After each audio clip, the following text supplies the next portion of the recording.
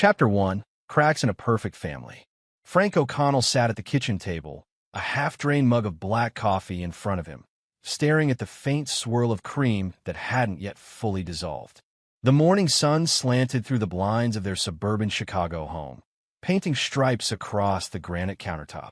Outside, the neighborhood was coming alive, leafless trees swaying in the winter wind, the faint hum of a snowplow in the distance. But inside, a quieter storm was brewing. Ashley was bustling around the kitchen, carefully packing Todd's lunch into a brown paper bag, placing a thermos of hot chocolate on top.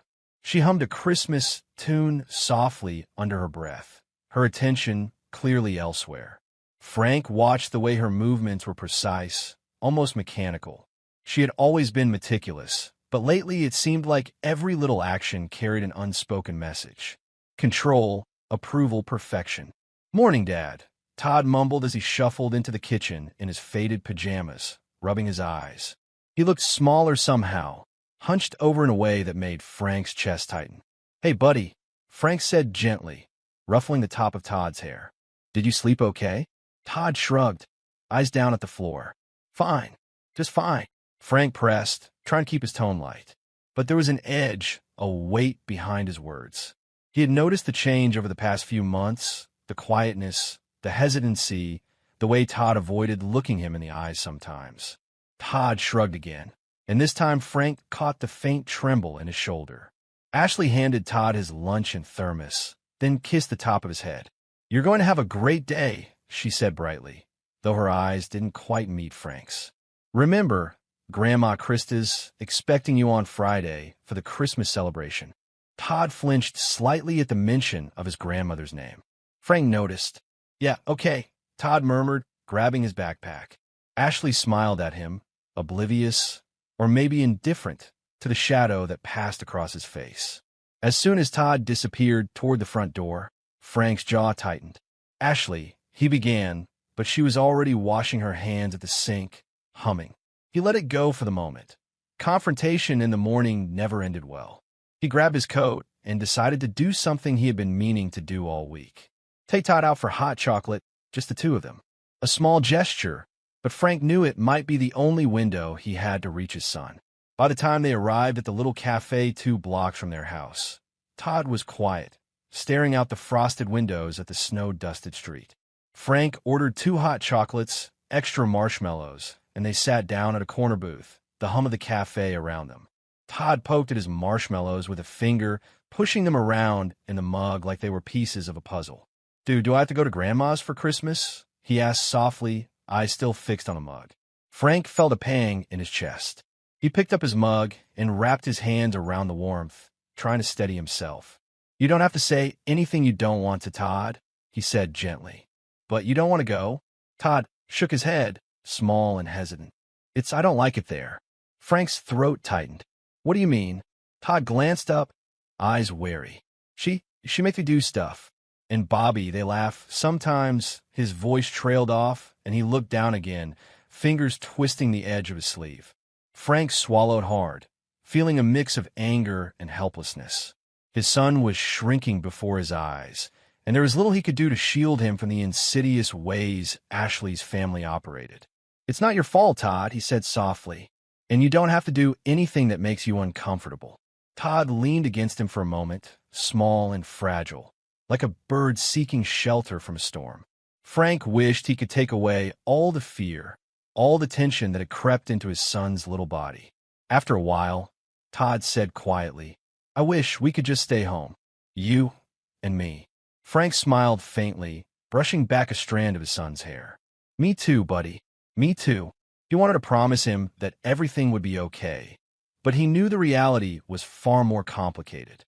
Ashley's parents were powerful, controlling, and socially influential, and Frank was painfully aware that his own position, his choice to leave investigative journalism for a more stable business at Ashley's insistence, had left him vulnerable. He thought back to the way Ashley had pushed him into running the podcast company instead of continuing his reporting. Stability over passion, security over purpose. It had seemed like a good trade at the time, but now he wondered if it had cost them more than money ever could. The cost was Todd's happiness, his confidence, the safe sense of being loved unconditionally. Frank reached over and took Todd's small hand in his own. "We'll figure it out," he said. "Whatever happens, I'll make sure you're safe. Always." Todd's eyes met his, and for a fleeting second, there was trust and something softer, hope, maybe. But Frank could still see the lingering fear, the learned instinct to shrink, to stay quiet. And it hurt more than words could describe. They sat in silence for a few moments, sipping hot chocolate, watching the steam curl into the cold air of the cafe. Frank's mind raced, thinking about the Christmas dinner at the Raymond Mansion, the endless parade of smiles and laughter masking control and judgment.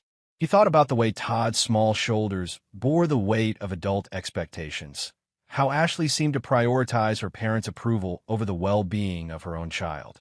The cafe door opened with a gust of cold air, and a couple with a stroller came in, laughing and jostling each other playfully. Todd glanced at them, a tiny smile flickering across his face before it disappeared again. Frank squeezed his hand gently, wanting to anchor him, to reassure him in a world that suddenly felt too big and too cold. "Hey, Todd," Frank said softly. "You know something? We'll take it one step at a time. Nothing has to happen fast. We just breathe." "Okay." Todd nodded, pressing his forehead against Frank's arm. "Okay."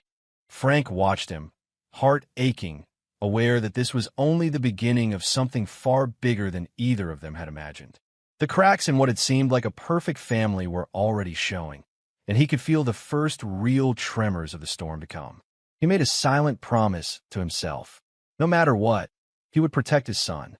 He would be the one constant in Todd's life, the one safe harbor amid the pressure, the judgment, the cold perfection demanded by the Raymonds. And for now, that was enough. Chapter 2, Dinner at the Raymond Mansion. Frank parked in the long driveway of the Raymond Mansion, its stone facade glowing under the winter lights strung along the eaves. The towering pines surrounding the property were dusted with snow, casting a perfect postcard image of holiday cheer. But Frank's chest tightened as he stepped out of the car. Christmas at this house had always felt like walking onto a stage, one where perfection was demanded and deviations punished silently. Ashley held Todd's hand tightly as they walked up the steps, her heels clicking sharply against the marble. Todd's small grip seemed tentative, almost as if he were bracing himself for impact. Frank tried to give him a reassuring smile. Inside, the house smelled of pine, cinnamon, and freshly baked bread. The grand foyer opened into a massive living room, where a towering Christmas tree sparkled with gold and red ornaments. Beneath it were piles of gifts, all neatly wrapped and stacked with precision. Laughter echoed from the dining room, and Frank could see Krista Raymond, Ashley's mother, at the head of the long mahogany table, commanding attention with the ease of a conductor leading an orchestra. "Frank, Ashley, you made it." Krista's voice was warm, almost theatrical, as she rose from her seat. Her perfectly coiffed hair and flawless makeup made her look more like a magazine cover than a mother. She swept forward and embraced Ashley, then gave Frank a brief, polite nod that carried the unmistakable weight of judgment. "Thanks for having us," Frank said, keeping his tone neutral.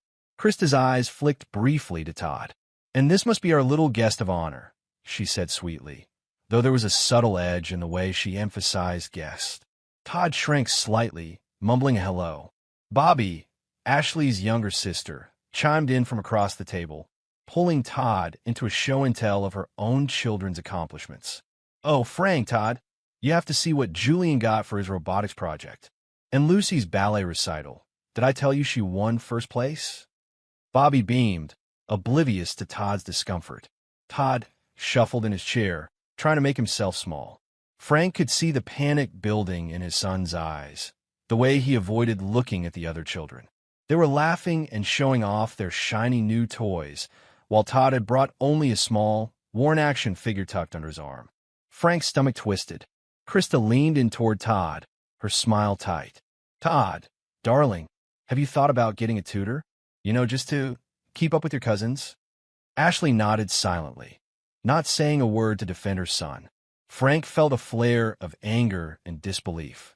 His wife, his partner, had always seemed level-headed at home. But here, surrounded by her parents' world of status and control, she had already aligned herself. Maybe, Todd mumbled, his voice barely audible. He twisted his hands in his lap, trying to disappear. Frank wanted to stand, to grab his son and leave on the spot, but he forced himself to remain seated. He had to navigate this carefully. Any misstep would only give the Raymonds more reason to criticize him. Instead, he focused on Todd, sliding a reassuring glance his way. The dinner progressed, and the pattern was clear. Bobby's children were celebrated at every turn. Their achievements highlighted, their toys admired. Todd was asked to share a story about school, but when he hesitated, the room moved on without waiting. His contributions were politely acknowledged, then dismissed. Frank noticed the subtle inequality everywhere. The new Legos and electronic gadgets for the cousins, the worn toys Todd had brought that were met with polite nods. After dinner, Frank wandered over to the gallery wall lining the staircase. Photos of the Raymond family adorned every inch. Bobby's children smiling with their grandparents. Ashley is a child in perfect outfits, holiday snapshots with friends and friends' children. Todd's presence was sparse. 3 small photos tucked into corners, almost as an afterthought. He felt a tightening in his chest. How could a family celebrate the holidays while making a child feel invisible? As they finally prepared to leave, the tension inside the car was palpable. Todd sat silently in the back seat, staring out the window at the snow-dusted driveway. Frank clenched the steering wheel, glancing at Ashley. "That was intense," he said carefully. Ashley's hands tightened on her purse. "It was just dinner," she said, tone clipped. "You're overreacting, Frank." "Overreacting?" Todd barely got a word in. "Ashley," he was sidelined the entire evening. "You didn't defend him once." Frank's voice rose slightly, frustration bleeding through. Ashley sighed. "Frank, you have to understand. This is my family. They are different. I can't always... Different? Todd's being treated like he doesn't matter. Is that different, or is it abuse disguised as tradition?" Frank snapped, his eyes burning. Ashley flinched but didn't respond, looking out the window instead.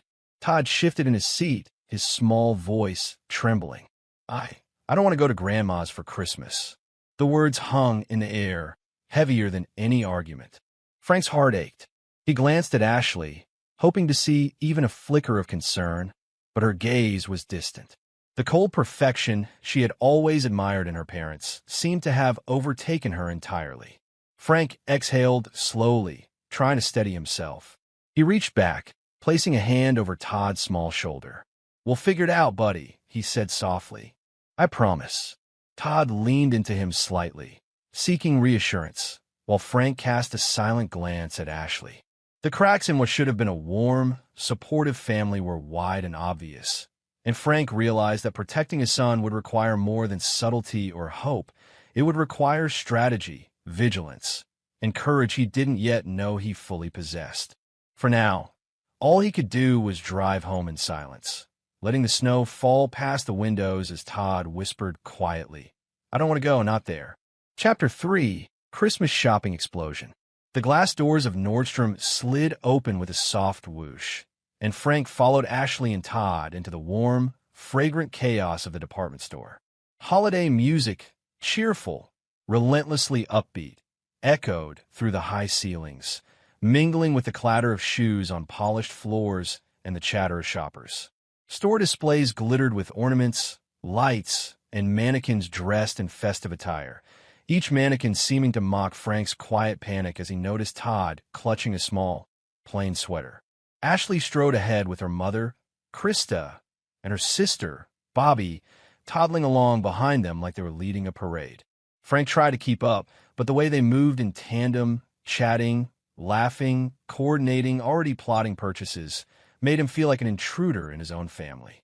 Todd lagged slightly behind, holding Frank's hand for a brief moment, but letting go when Ashley's hand swept him forward.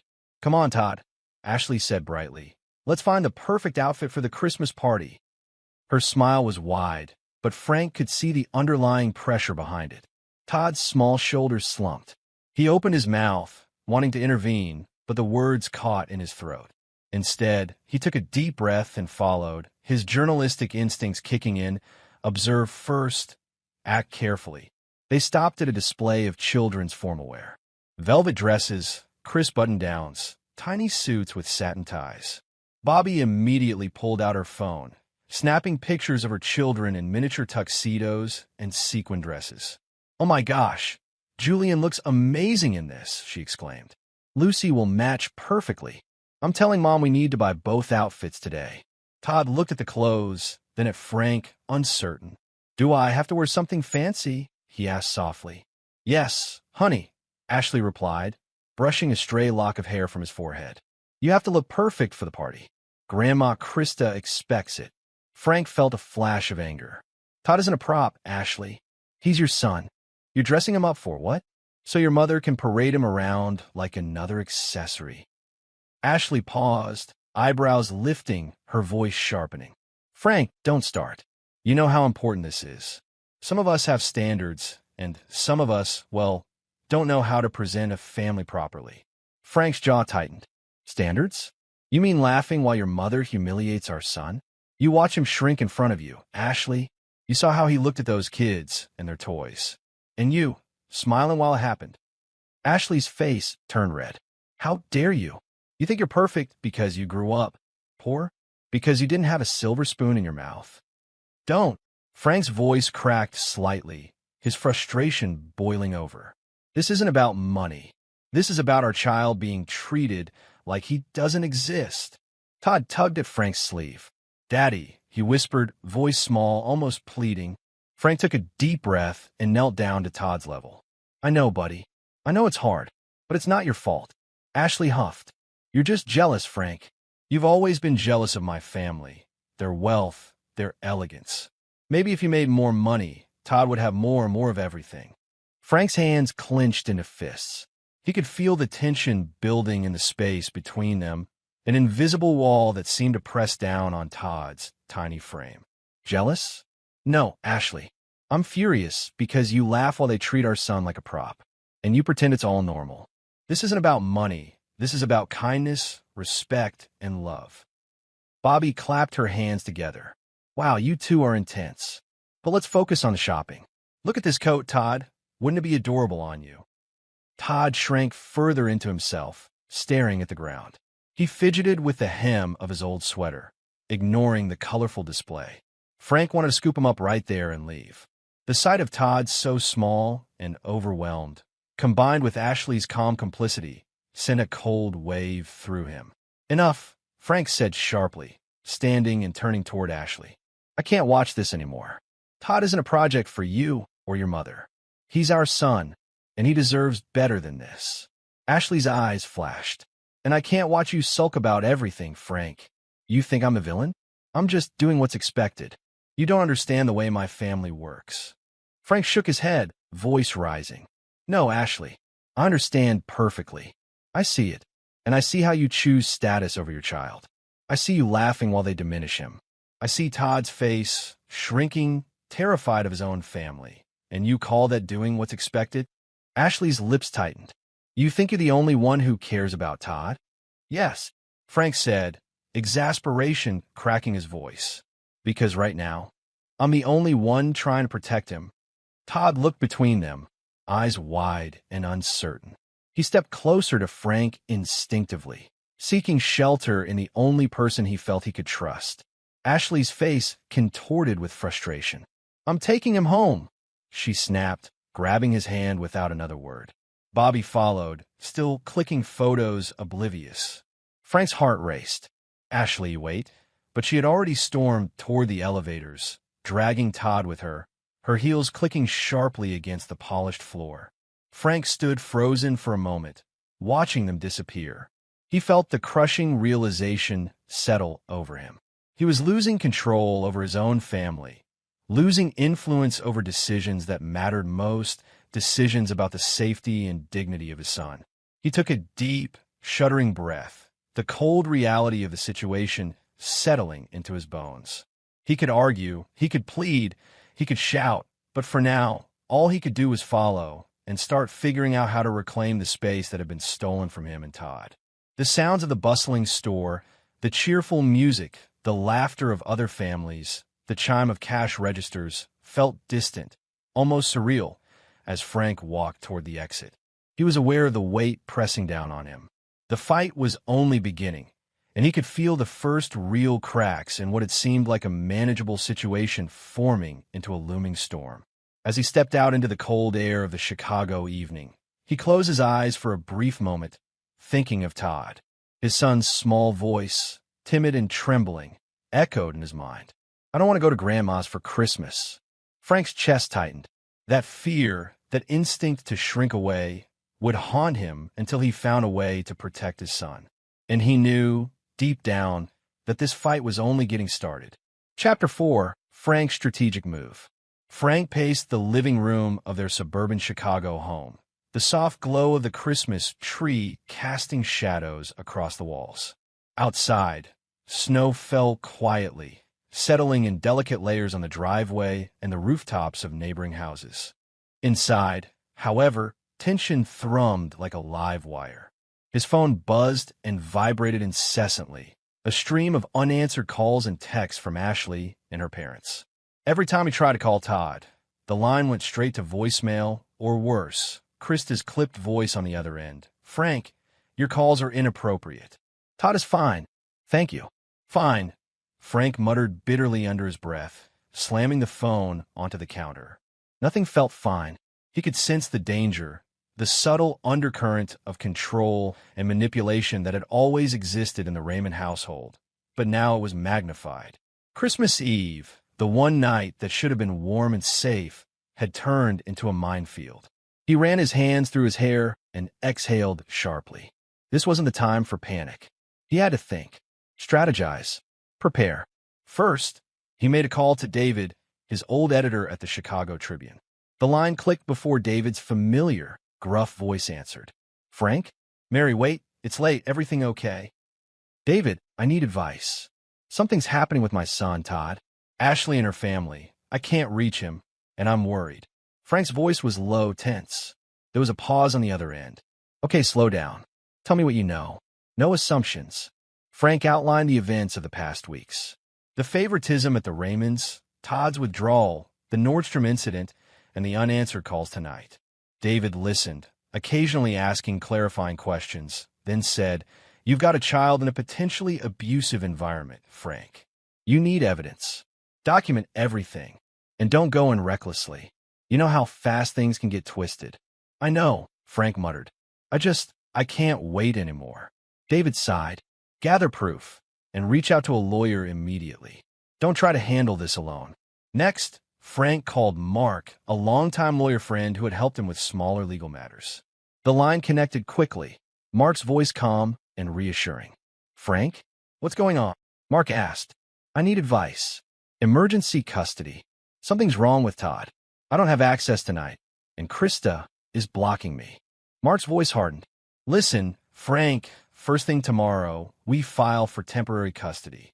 Tonight, stay calm, stay observant. If you do anything rash, it could be used against you. Document everything you know, every call, every text. Save it. Record it if necessary. I'll help you build a case." Frank thanked him, ending the call, but his mind was racing. He couldn't sit idly by. He needed eyes on the situation, someone outside the family. He reached for another contact, a private investigator, someone he had used years ago for an investigative story. The PI, a no-nonsense woman named Renee, answered after a few rings. "Frank, on Christmas Eve? What's the emergency?" "It's Todd. I can't reach him. Ashley's family. Something's wrong. I need someone to discreetly check on him." Renee didn't hesitate. "I can be there in an hour. Don't panic, Frank.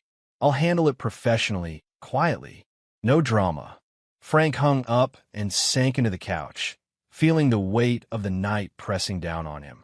His phone still vibrated with unanswered calls, the tension palpable in the room. He rubbed his face, trying to force calm into his racing mind. He knew what he needed most now was perspective. One person who would always understand. Without a second thought, he grabbed his coat and keys and drove to his mother Margaret's apartment, a small, cozy place a few miles away. Margaret had raised him single-handedly after his father's early death. She was sharp, protective, and had a steel core that Frank had inherited in part. Margaret opened the door before he could knock, her eyes narrowing when she saw the tension etched across his face. "Frank? What's wrong?" "It's Christmas Eve." "Don't tell me. It's Todd," he interrupted, stepping inside. "I can't reach him. Ashley won't answer, and Krista keeps blocking my calls. I'm worried, Mom. Something's wrong." Margaret ushered him in, closing the door gently behind him.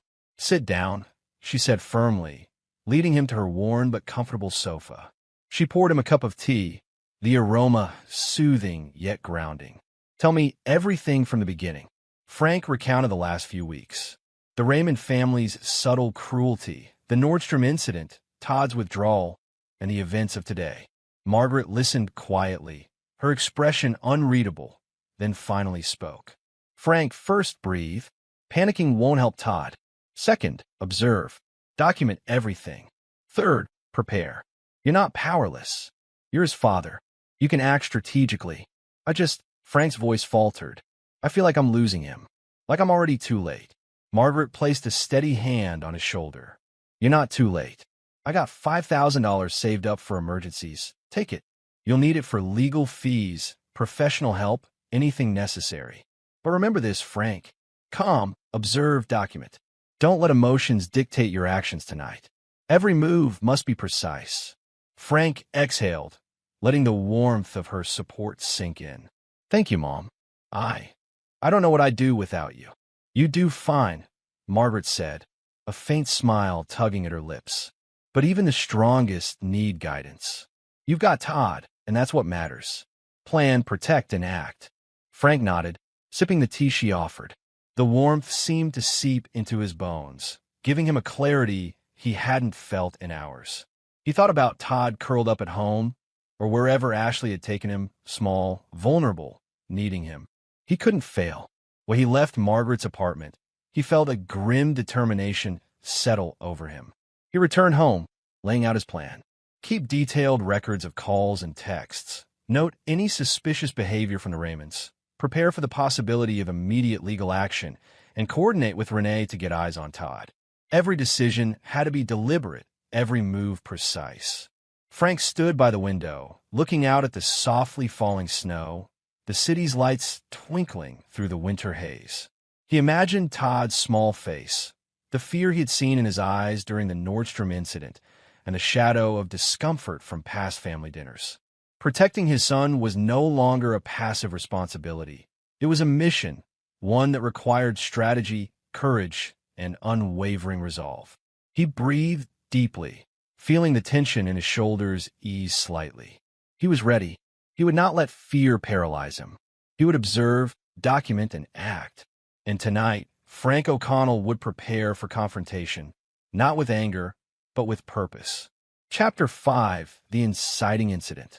Frank parked his car at the far end of the Raymond Mansion driveway, careful to keep it out of view of the valets and holiday guests. The sprawling house shimmered in Christmas lights, a perfect facade of warmth and cheer. But Frank knew better. Inside, his son was in danger, not physically perhaps, but in a way far more insidious. Todd's small, anxious face from Nordstrom and a dinner at the mansion haunted him.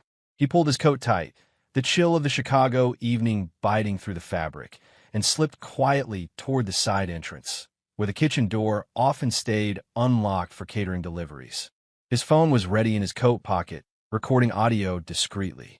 Every step he took was measured, silent. He didn't know what he'd find, but he knew he had to be there for Todd, for their family. Inside, the house buzzed with conversation and laughter. Guests in shimmering outfits and polished shoes clinked glasses and exchanged pleasantries under the glow of chandeliers. Frank's jaw tightened as he moved past them, eyes scanning for any sign of Todd. He ducked behind a serving table, peering around quietly. "Where is he?" Frank muttered under his breath. "Todd!" A faint sound, a scraping noise, muffled but deliberate, caught his attention. He followed it, heart thudding, down the hallway leading to the kitchen. The hum of Christmas music and chatter grew faint, replaced by a quieter, sharper sound, the scrubbing of something against the floor. He pushed the kitchen door open just enough to peer inside, and froze. There was Todd. His small frame knelt on the cold tile, in nothing but underwear and socks. His little hands gripped a stiff brush, scrubbing at a patch of sticky liquid on the floor. A bucket of soapy water trembled beside him, droplets splashing the floor around him. His clothes, wet, discarded, lay crumpled on a chair nearby. Standing over him, holding a champagne flute, was Krista. Her smile was bright, but it didn't reach her eyes. She tilted her head slightly, watching Todd with an almost casual amusement, as if this was merely part of some lesson he had failed to learn. Bobby lounged against the counter, casually observing, phone in hand, as though this moment were meant to be noted and shared like a quirky anecdote. "You spilled the punch again, Todd," Krista said lightly, her voice carrying a tone of scolding disguised as charm. "Honestly, you really should be more careful. This is not how we do things."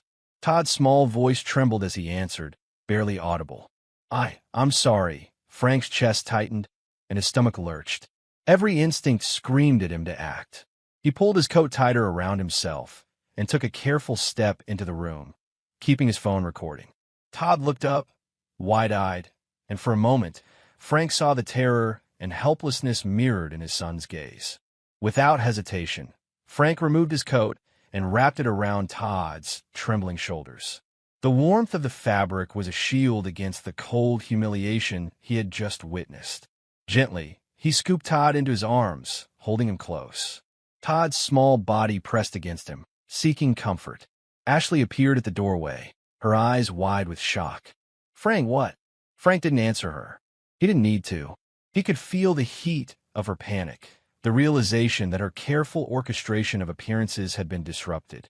Instead, he spoke with a calm finality, the words slicing through the ambient laughter and clinking glasses. "We're done with you people." The room went silent. Krista's hand tightened around her champagne flute, and it slipped from her fingers, shattering against the tile with a sharp, echoing crash. Glass fragments scattered across the floor, catching the glow of the kitchen lights like jagged diamonds. Bobby gasped, frozen, phone falling to the counter, her casual amusement replaced by astonishment. Frank didn't pause. He stepped backward, holding Todd securely, and moved past the towering Christmas tree adorned with twinkling lights. Presents stacked in neat pyramids shifted slightly under his careful maneuvering, but he didn't stop. The shocked stares of the guests burned into him, but his only focus was the small, trembling figure in his arms. Ashley stepped forward, her voice quivering, but Frank ignored her. He didn't need explanations. He didn't need arguments. Every second he spent in that room with the Raymonds was a second too long for Todd's sense of safety. He walked past the fireplace, past the grand dining table set for celebration, past the festive decorations that now felt like a trap rather than joy. Todd's small hands clutched at his father's coat, his eyes brimming with tears, relief, and fear all at once. "Daddy," he whispered. "I've got you, buddy," Frank said softly, squeezing him close. "I've got you." Krista's gasp of outrage echoed behind him, muffled only slightly by the doorframe he passed through. Frank didn't look back. He didn't need to. His heart was pounding with a mixture of anger, fear, and resolve. The facade of holiday cheer, the meticulously curated perfection of the Raymond's world, had been shattered in that one act of courage, and he would not allow it to harm Todd again. He felt the eyes of the guests following him as he carried Todd toward the door, the muffled murmurs of shock and disbelief following them like a shadow. Every step was deliberate, controlled. He didn't stumble, didn't hesitate. The certainty of his action was as clear as the determination in his son's eyes, now slowly beginning to mirror trust and relief instead of fear. The cool night air hit Frank as he opened the side door, and he exhaled sharply, a mix of relief and adrenaline flooding his system. For the first time in weeks, he felt the weight begin to lift from Todd's small shoulders. For the first time, his son was safe. And in that moment, Frank knew nothing would ever be the same. The Christmas Eve party, the carefully constructed illusions, the status and control the Raymonds wielded, it all mattered less than the simple, undeniable truth. Todd needed him, and he had acted. Chapter 6: Escape and Immediate Fallout. The tires crunched over fresh snow as Frank pulled out of the Raymond driveway, holding Todd close in the passenger seat. The boy clutched the coat around his shoulders like it was armor, the faint scent of shampoo and soap still clinging to him. His tiny hands trembled slightly, pressed against the thick fabric, and Frank felt the weight of the day's events settle deep in his chest. "Are we okay, Daddy?" Todd asked softly, voice still shaking. "We're safe now, buddy," Frank said, keeping his voice low and calm. "No one can hurt you tonight." Todd nodded, but his eyes, wide and uncertain, told a different story. Frank knew it would take time for the fear to subside. He gripped the steering wheel tightly, feeling every nerve alert. The streets were quiet, the city's holiday lights glimmering against the snow-covered sidewalks. But Frank's mind raced faster than the passing scenery. Margaret's apartment was only a few miles away, a cozy refuge that smelled faintly of cinnamon and old books. As he pulled into the lot, Todd stirred in his arms. "Mom's place?" he whispered. "Exactly," Frank said. "We'll have some hot chocolate, and we can just breathe for a while." "Okay." Todd's lips curled into a tiny, tentative smile. "Okay." Inside, Margaret's apartment was warm, the Christmas tree lights twinkling in a soft, calming rhythm. She was sitting in her armchair with a blanket draped over her knees, smiling faintly at their arrival. "Well, look at you two," she said. Come in, come in. It's Christmas Eve, and I was just about to open a mug of cocoa." Todd let out a small laugh, the tension easing slightly from his shoulders, and Frank felt a flicker of relief.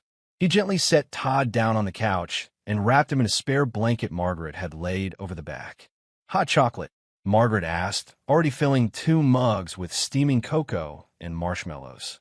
Todd's eyes lit up as Frank handed him a mug. He clutched it like a lifeline, inhaling the warm sweetness before sipping slowly. "You did the right thing, Frank," Margaret said softly. "You protected him. That's what matters tonight." Frank exhaled slowly, letting himself relax a fraction. I can't believe how cruel they were. How casual Krista was. Watching him scrubbing the floor, I felt like I should have stopped it sooner." "You did stop it," Margaret said firmly. "And you'll keep stopping it. You have to trust yourself, Frank. Panic and guilt don't help Todd. Clarity and action do." They spent the evening quietly. Todd drank his cocoa and watched a holiday movie on the small television, leaning against Frank's side. The flickering lights reflected in his eyes, which slowly began to lose some of their fear. Frank held him close, remembering how fragile his son had seemed in the kitchen just hours ago. After a while, Todd looked up at him, voice tentative. "Daddy, are we going back?" Frank's chest tightened at the question.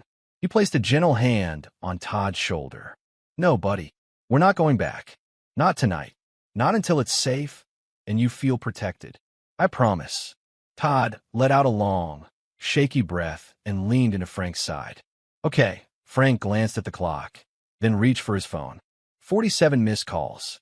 47 messages, some curt, some angry, all demanding Ashley, Krista, Harvey, even Bobby. Threats of police involvement, accusations of kidnapping, frantic voicemails begging for explanation. Frank's stomach twisted as he scrolled through them.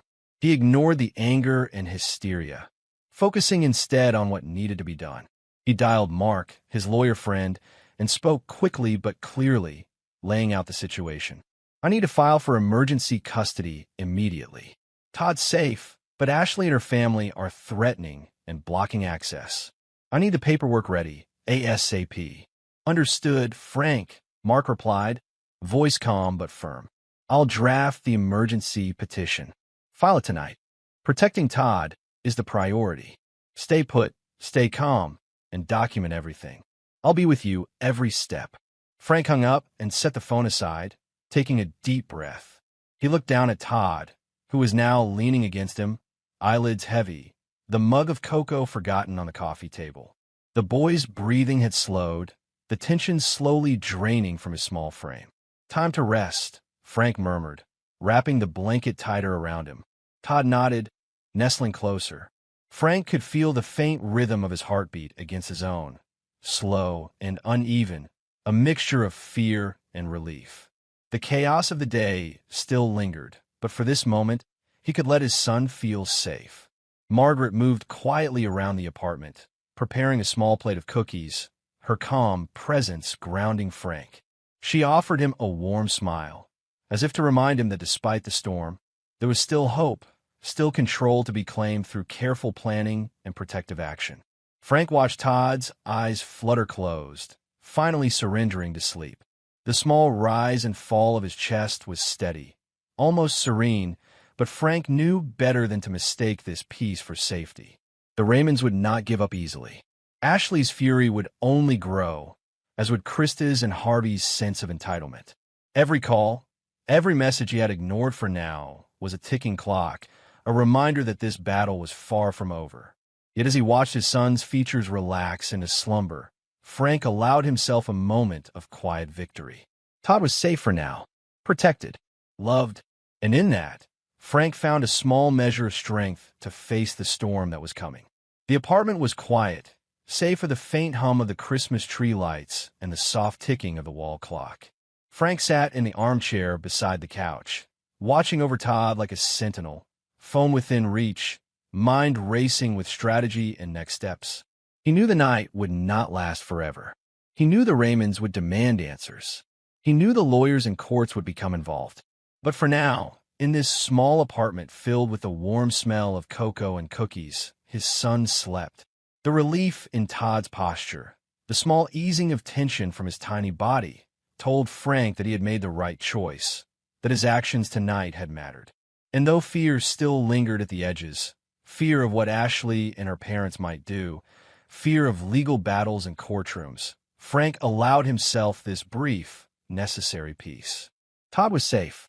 He was finally able to breathe. Chapter 7, Legal Threats and Positioning. Frank's phone buzzed sharply, cutting through the quiet hum of Margaret's apartment. He glanced at the screen. Chicago Police Department. A brief, tense moment passed before he answered, holding Todd close on the couch. Frank O'Connell? The detective's voice was clipped, professional, cautious. Yes, Frank said evenly, keeping his tone calm despite the adrenaline still coursing through him. Is this about Todd? It is. There's a report of a potential kidnapping involving your son, the detective said. Can you explain what's going on? Frank inhaled slowly, grounding himself. Detective, Todd is safe. I removed him from a situation that was emotionally abusive. My wife and her parents have been controlling and cruel toward him for months. Tonight, I discovered he was being humiliated in front of family and guests. There was a pause on the line. Frank could almost hear the detective processing the information. Humiliated? Can you give specifics? Yes, Frank said, his voice steady. Todd was in the kitchen of his grandmother's house, his clothes wet, scrubbing the floor with a brush and bucket, while his mother and grandmother watched and laughed. He was scolded for minor mistakes, treated like a prop. I took him home for his safety. At no point was he physically harmed. The detective's tone softened slightly. Understood. It sounds like a custody matter rather than criminal. As long as Todd is safe, our primary concern is that he remains unharmed. We'll note this report, but it seems you acted in his best interest. Frank exhaled, a weight lifting from his chest. Thank you, detective. I have documentation and witnesses if needed. I just want to make sure Todd remains safe and that the court understands the environment he's been subjected to. Good. That's exactly the right approach, the detective replied. Keep records. Your lawyer will guide you through the custody filings. And Todd being safe tonight is what matters most. Hanging up, Frank leaned back, closing his eyes briefly. Relief flickered through him, but it was tempered by the knowledge of the battle ahead. This was just the beginning. The next day, Frank began the methodical work of building a case. First, he contacted Todd's teacher, Ms. Reynolds, a kind woman who had been quietly concerned about the boy's withdrawal. Frank, I've been worried, Ms. Reynolds admitted over the phone. Todd used to be lively, always participating in class. Lately, he's quiet, hesitant, sometimes even seems afraid to answer questions. He isolates himself at recess and avoids interactions with other kids. Thank you, Ms. Reynolds. I appreciate you putting that in writing, Frank said. Your observations will be crucial. She agreed to provide a detailed report documenting Todd's behavior over the past months, noting the signs of emotional distress. Frank filed the digital copy into a folder he was organizing meticulously. Next, he began reviewing financial records. It took only a few hours to uncover Ashley's hidden spending. $53,000 on luxury items, designer clothes, accessories, and gifts for her family, while claiming financial hardship at home.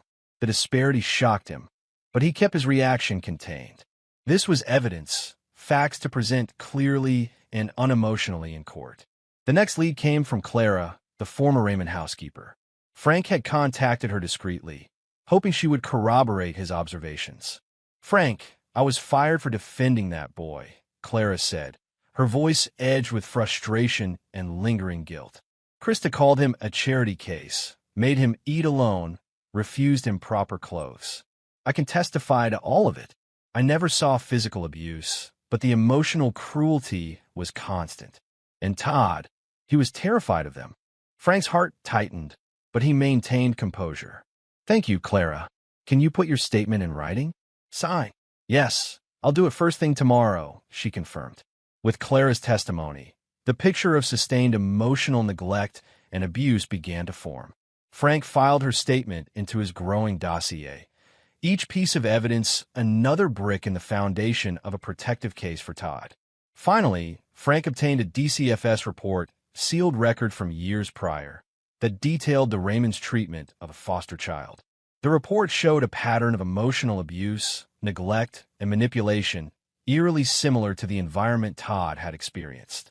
Every detail, from controlling behaviors to prioritizing appearances over the child's well-being, matched what he had seen firsthand. Frank printed and filed the DCFS report with care, aware that its relevance would be pivotal in demonstrating the Raymonds' historical pattern of behavior. By the evening, the apartment was quiet except for the soft hum of the Christmas tree lights. Frank sat cross-legged on the floor, surrounded by his evidence. Teacher reports, financial records, Clara's testimony, DCFS reports, and his own detailed notes from phone calls and observations. Each document was carefully labeled, time-stamped, and categorized. Every text message, voicemail, and email from Ashley and the Raymonds was preserved, forming a timeline of threats, accusations, and emotional manipulation. He looked over Todd, who was quietly coloring nearby, his small concentration a balm to Frank's frayed nerves. The boy's laughter had returned, hesitant and small, but genuine. Frank allowed himself a small, private smile. Protecting Todd wasn't just about removing him from harm, it was about giving him space to heal and feel safe. Frank reflected on the enormity of what he was doing. This wasn't just a legal battle. It was about establishing a record, creating undeniable evidence that would ensure Todd's safety long-term. Each action he took now could prevent further abuse and protect his son from the shadow of entitlement and cruelty that had dominated the Raymond household for too long. He methodically documented everything he had gathered. Teacher reports highlighting Todd's withdrawal and fear. Ashley's $53,000 secret spending contrasting with claimed financial hardship. Clara's testimony detailing emotional neglect and favoritism. DCFS report exposing historical abuse by the Raymonds. By the end of the night, Frank felt a grim satisfaction. Every piece of evidence was another layer of protection. The road ahead, court filings, hearings, confrontations, would be arduous, but he was prepared. He had Todd, he had the facts, and he had a clear strategy. In this quiet, methodical work, Frank found a strange sense of calm. The panic and adrenaline of the past days had been replaced by purpose. Todd was safe tonight, and tomorrow they would begin the process of ensuring that safety became permanent. Chapter 8: Confrontation and Pretrial. The knock at the apartment door made Frank's chest tighten. He had been reviewing files, evidence, and notes for the custody hearing, his fingers tracing the organized stacks of teacher reports, Clara's testimony, DCFS records, and financial documents. His mind was running through every possible line of questioning, every defense Ashley might throw at him. He didn't have to ask who it was. The small, deliberate knock was unmistakable. "Frank, it's me." Ashley's voice called through the door. Hesitation lingered in the tone, a mixture of nervousness and defensiveness. Frank exhaled, steeling himself. He rose from the chair, walking over and opening the door. Ashley stood there, impeccably dressed as always, hair perfect, posture poised. Yet there was an edge of vulnerability in her expression, an acknowledgement that tonight was not about appearances. "Hi," she said, attempting casualness, but her eyes flickered with unease. "Come in," Frank said evenly, stepping aside. "Sit down." Ashley hesitated for a moment, then entered, keeping her hands clasped in front of her. She glanced around at the apartment, taking in the sparse decor, the quiet warmth, and the small stack of evidence neatly organized on the coffee table. Frank gestured toward the couch. "Have a seat." Ashley perched on the edge, folding her hands tightly in her lap. "Frank, I know you're upset. You think." Frank's tone was calm but sharp, like a blade hidden in silk. He reached for his phone and tapped a few buttons, pulling up the voicemail from Krista. "Do you want to hear what your mother really thinks about our son?" Ashley stiffened, eyes widening. "Frank, you can't. I think you should hear it," he said, pressing play. The voicemail filled the room, Krista's voice sharp, cold, and dripping with disdain. "Todd is a charity case. Honestly, Frank, he's always been weak, incapable. You'll never be able to make him fit in. I don't know why you bother trying. He's pathetic." Todd's name echoed in the quiet room after the voicemail ended. Ashley's face paled, her eyes flicking to Frank's, searching for what? Sympathy? Agreement? Validation? "He said all of that about our son," Frank said, his voice steady, controlled, almost surgical. "Did you ever think about how that makes him feel? About how you've allowed it to happen?" Ashley swallowed, fidgeting slightly. I thought it was, social expectations. I wanted him to fit in, to be better. And I thought maybe you just didn't understand the pressure." Frank's eyes narrowed. "You wanted him to fit in? Is that what this was about? Status? Appearances? You chose social climbing over the child who depends on you." Ashley looked down, the pretense of confidence cracking. I wanted what's best. I thought making him part of their world, it would help him. I didn't mean to." Frank's voice rose slightly, controlled but edged with righteous anger. "No, you meant exactly what you did. You prioritized their approval over your son's safety. You allowed him to be humiliated, to shrink in fear. And when I acted, you what? You call me overreacting? You let them watch him scrub floors in his underwear." Ashley flinched, her lips pressed tightly together. I know now I was wrong. I didn't see it the way I should have. I was afraid. You were afraid of losing status, of being rejected by your parents. Not afraid of Todd's suffering." Frank interrupted, leaning forward slightly, voice firm. "And now, we're at a point where the courts have to intervene because you couldn't choose love over appearances." Ashley's eyes filled with tears, her usual composure unraveling. "Frank, I never wanted it to get this far. I thought I was doing the right thing." Frank shook his head, the quiet fury in his gaze mingling with sorrow. "Doing the right thing isn't laughing while our son is shamed. It's standing up for him, protecting him from people like your mother. You had every opportunity, and you failed him." Ashley pressed her hands to her face, taking in a shaky breath. I see that now. I really do." Frank cut her off, his voice calm but resolute. "The court will decide what happens next. But I want you to understand. Your actions, or lack thereof, brought us to this point. It's not about revenge. It's about ensuring Todd's safety and well-being." She nodded slowly, the weight of guilt pressing visibly on her shoulders. There was a long silence, broken only by the soft hum of the heater and the faint ticking of the wall clock. I should go," Ashley said finally, rising from the couch. Her voice was low, almost defeated. I need to think. I'll see you at the hearing." Frank stood as well, holding her gaze. "Yes, you will. And when you do, you'll be accountable for the choices that brought us here." Ashley turned and left, the apartment door clicking softly behind her. The tension in the room lingered, heavy and electric. Frank exhaled, letting a small fraction of the weight drain from his shoulders. The confrontation had been necessary, not for revenge, but to see the truth laid bare, to force acknowledgement of the harm caused to their son. He turned back to the coffee table, where his meticulously organized evidence lay waiting. Teacher reports, Clara's testimony, DCFS records, financial documents, and his detailed timeline of events. Every piece of information was ready to be presented. Every record carefully labeled and time-stamped. Frank felt a grim satisfaction. He had done everything possible to prepare, to anticipate every argument, every counterattack. The confrontation had reinforced his resolve. He would not allow Todd's well-being to be compromised, no matter the family pressures or manipulations. He sat down again, breathing deeply, scanning over the documents one last time. Each piece of evidence, each note, each recording was a tool of protection. The stakes were high, the battle ahead intense, but Frank knew he was ready. For Todd, for justice, for the truth. Chapter 9, Courtroom Victory. The courtroom smelled of polished wood and tension, the faint hum of air circulation mingling with the whispers of spectators. Frank sat at the plaintiff's table, neatly dressed in a dark suit, his hands folded over the thick folder of evidence he had meticulously prepared. His pulse was steady, though beneath the surface, adrenaline thrummed like a quiet drum. This was the culmination of weeks of planning, observation, and careful documentation. Every moment, every phone call, every note mattered now.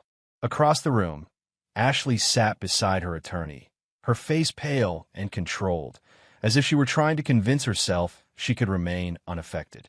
Behind her, the Raymonds, Krista and Harvey, sat like statues, their eyes flashing with indignation and disbelief.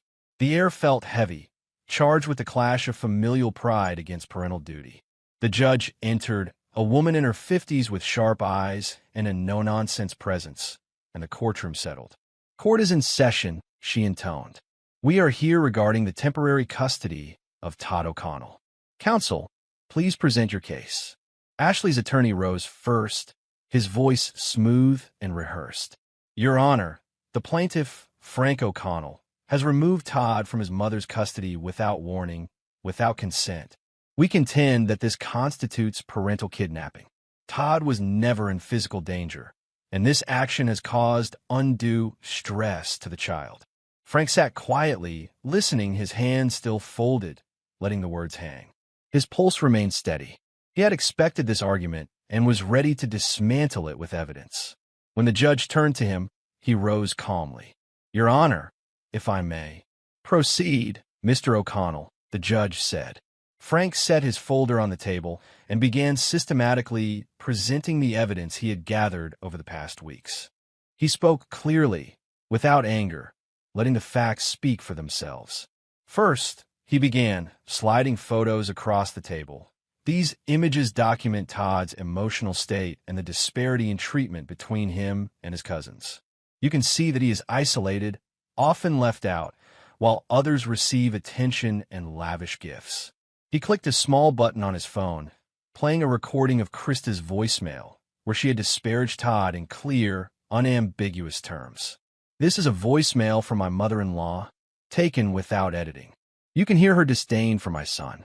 The judge listened intently, her expression unreadable, while Ashley flinched, her hand instinctively covering her mouth.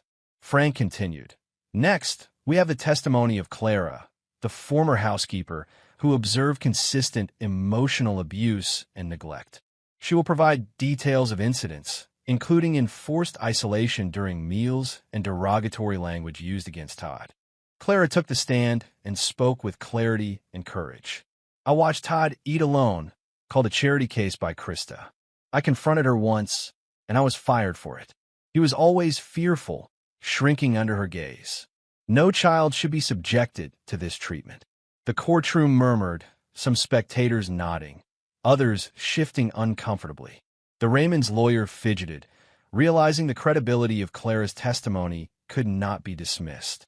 Frank then presented financial evidence, showing Ashley's secret $53,000 spending on luxury gifts and personal items, despite claiming financial limitations at home.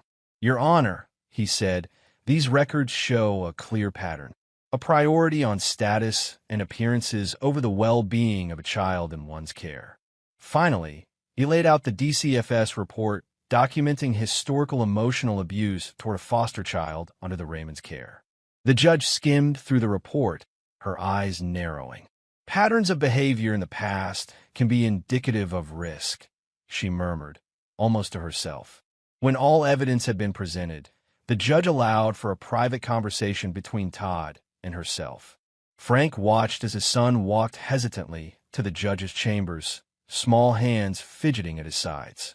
He overheard fragments as Todd spoke softly, assured by the judge that he could be honest about his feelings. His voice trembled, admitting his fear of returning to the Raymond's household, his longing for safety, and his trust in his father to protect him. Todd returned to Frank's side, looking smaller and yet more relieved than he had in weeks. Frank knelt beside him, placing a comforting hand on his shoulder. "You did great, buddy. I'm proud of you." The judge leaned forward, her voice firm. "After reviewing the evidence, testimony, and considering the child's expressed wishes, I am granting temporary sole custody of Todd O'Connell to Frank O'Connell. Ashley O'Connell will have supervised visitation only under court-approved conditions, and the Raymonds are barred from all contact with the child until further notice." A hush fell over the courtroom. Frank exhaled, a mixture of relief and exhaustion washing over him. The weight he had carried for weeks, the fear for Todd's safety, the anger at the cruelty he had witnessed, lifted slightly. It wasn't just a victory. It was protection, validation, and, most importantly, the beginning of stability for his son. Ashley sat frozen, her eyes wide, the first real signs of panic and helplessness showing through her carefully maintained composure. Krista's lips pressed into a tight line. Harvey's jaw clenched, both of them staring at Frank with disbelief, perhaps even outrage. But Frank didn't flinch. He simply nodded respectfully to the judge, acknowledging the decision, the justice, and the protection it offered Todd. He gathered his documents, now folded neatly back into the folder. Each report, photograph, recording, and testimony had served its purpose. The hours of methodical planning, the painstaking documentation, and the courage to confront both the Raymonds and the court had paid off. Outside the courtroom, Todd stayed close, his hand tucked into Frank's as they walked down the polished hallway. The boy's steps were cautious, but there was a new spring in his walk, a quiet relief that he was being seen, heard, and protected. Frank could feel the tension draining slowly from his shoulders. The fight was far from over. The final custody hearing would come, and Ashley and her parents would undoubtedly continue their attempts to assert control. But for now, Frank had won. Todd was safe, and the meticulous preparation, strategic patience, and unshakable courage that had guided him through the past weeks had ensured that the court had recognized the truth. In the quiet moments outside the courtroom, Frank knelt, bringing his face level with Todd's. "We did it, buddy. You're safe. And no one can take that away from us. Not now, not ever." Todd smiled faintly, leaning into his father's embrace. Frank allowed himself a moment of private satisfaction, knowing the storm was only partially weathered, but the fortress of protection for his son had been firmly established. Chapter 10: Healing, Redemption, and Public Exposure. Frank sat at his laptop in the quiet of his new apartment, the faint hum of a heater and the occasional creak of floorboards the only sounds. Todd was building a Lego castle on the rug beside him, humming softly, completely absorbed. It was the first time in months Frank had felt a fragile, but real, sense of peace.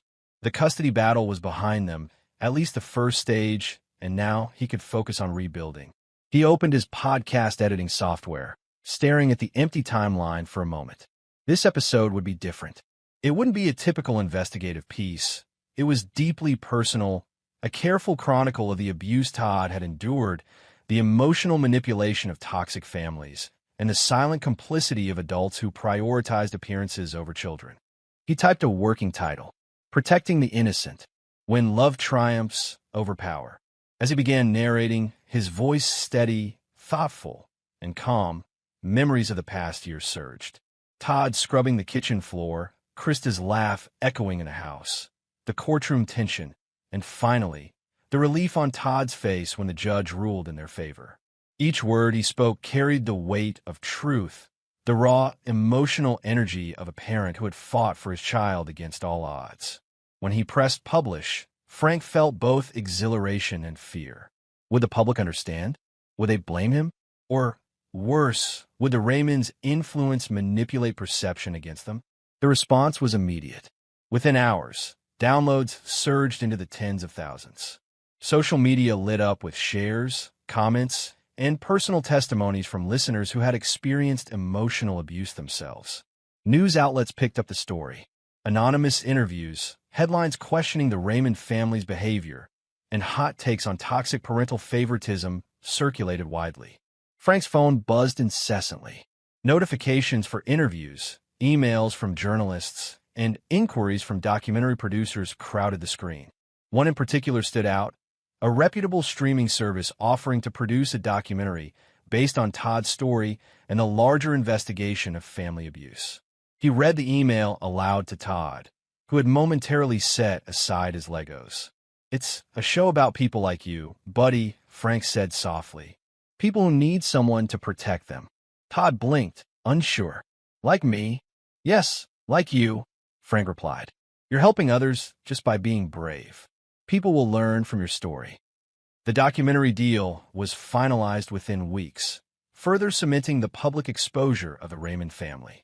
Krista and Harvey's reputation crumbled under the scrutiny.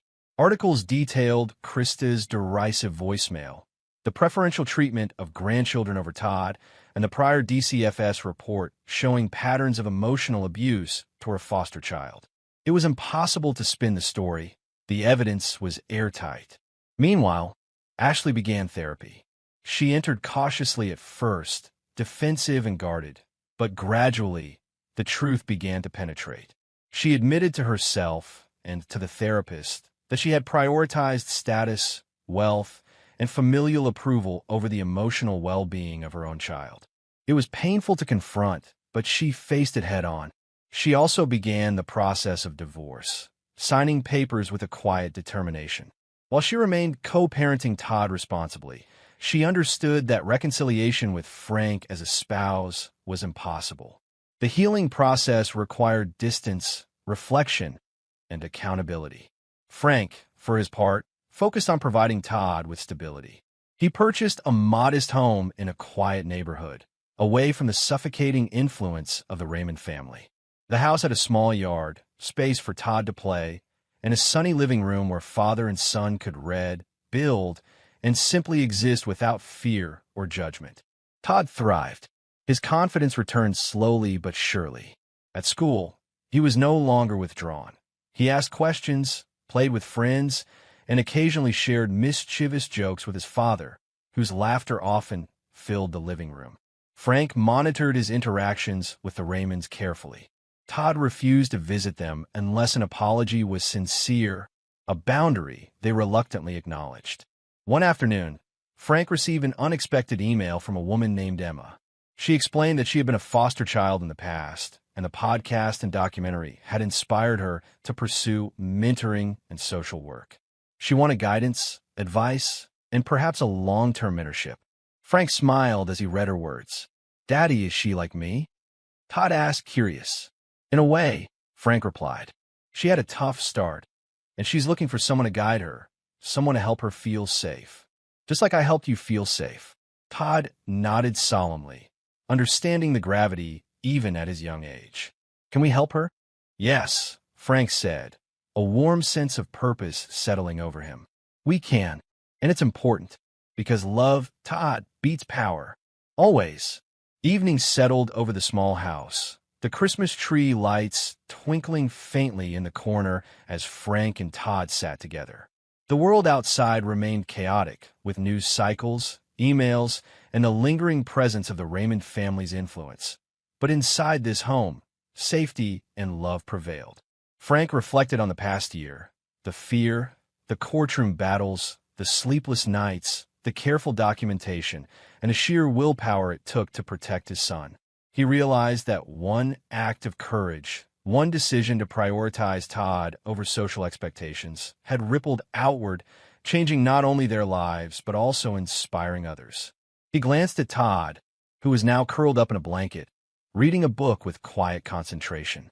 "You know, buddy," Frank said softly, "sometimes one brave act can save a life. And not just your life, it can help others, too." Todd looked up from the pages, eyes bright. "Like the podcast." "Exactly," Frank said. "Love and protection beat status and power. One brave act can save a child, and sometimes that child grows up to save someone else." The thought brought a quiet smile to Frank's face. Despite the trials, the betrayals, and the fear, he had proven that courage, persistence, and the willingness to stand up for what's right could change everything. Outside, the city lights twinkled, indifferent to the drama that had unfolded within the Raymond family. But inside this small house, filled with warmth, laughter, and the quiet hum of security, Frank felt the weight of victory. The battle was far from over, but the foundation of protection had been firmly established. Love had won, safety had won, and a single courageous act had saved a child, reshaping the future not just for Todd, but for anyone who might follow in his footsteps.